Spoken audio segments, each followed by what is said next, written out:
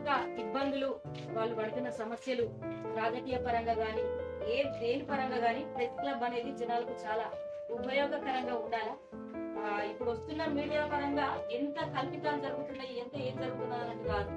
Press club అనేది నిక్కచ్చిగా నిజాన్ని మాట్లాడేది. జనాలకు ఎలాంటి ఆపద వచ్చినా, ఎలాంటి అన్యాయాలు జరిగినా, ఎటువంటి ఇబ్బంది వచ్చినా కూడా ఇక్కడ ప్రెస్ క్లబ్ వారు ఎవరైతే ఉన్నారో వాళ్ళ దగ్గరకు వచ్చి మాకు ఇబ్బంది వచ్చిందంటే మాకు ఇబ్బంది చెప్తారు. కాబట్టి జనాలు కూడా వీళ్ళందరికీ సహకరించాలని నేను కోరుకుంటున్నా. తప్పకుండా ప్రెస్ క్లబ్ తోని నేను పనిచేస్తున్నందుకు నాకు కూడా చాలా సంతోషంగా ఉంది.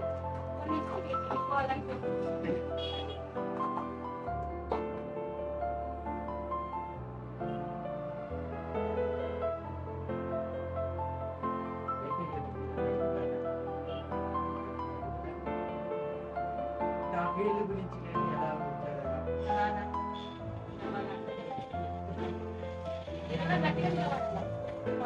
ప్రతి ఒక్కరికి టాలెంట్ ఉంటుంది. నేననే కాదు, ప్రతి ఒక్క ఆడపిల్ల బయటకు వచ్చి పనిచేయాలంటే ఇంట్లో సపోర్ట్ ముఖ్యంగా కావాలి. ముఖ్యంగా ఇంటి వాళ్ళకు ఉండాలా. ఇక మనకు ఎవరైతే బ్యాక్ బోన్ లేకుండా వాళ్ళ మాటలు లేకుండా మనం ఉండకపోతే మనం చేయలేదంటూ లేదు, ఆడవాళ్ళు చేయలేదంటూ లేదు. అట్లనే మా రాజకొండన్న, మా గడ్డం రమేష్ అన్న, మా నాన్న, నాకు కాబోయే ఆయన, వీళ్ళ వల్ల నేను ఈరోజు చెప్తున్నా. ఇంకా ముందరికి పోవాలా. ఇంకా నాకు తెలిసింది ఇంతే, ఇంకా తెలుసుకోవాల్సింది చాలా ఉంది. ఇంకా నా ద్వారా ఏమైతే చేయగలుగుతానో అది చేస్తూనే ఉంటాను.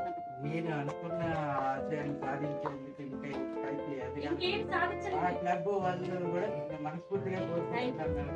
మీరు అనుకున్న గోల్ సాధించాలని నేను కోరుకుంటున్నాను. తప్పకుండా ఇప్పుడు రాబోయే రోజులలో నేను ఏడనే ఉంటాను. కాబట్టి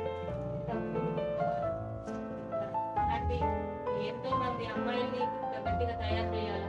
ఎందుకంటే ఎంత మారినా కూడా ఇంకా కొన్ని ఊర్లలో అణిచివేత అనేది చాలా వరకు, అలాంటివన్నీ పోవాలా. మంచిగా ధైర్యం కొద్ది ప్రతి రోజు కావాలా. అందరూ కూడా మంచిగా ఆడవాళ్ళకి సపోర్ట్ చేయాలా. ఆడవాళ్ళకు కూడా అన్ని అంటే వాళ్ళకే సపోర్ట్ చేయాలా. వీళ్ళే కరెక్ట్ అన్నది కూడా కాదు.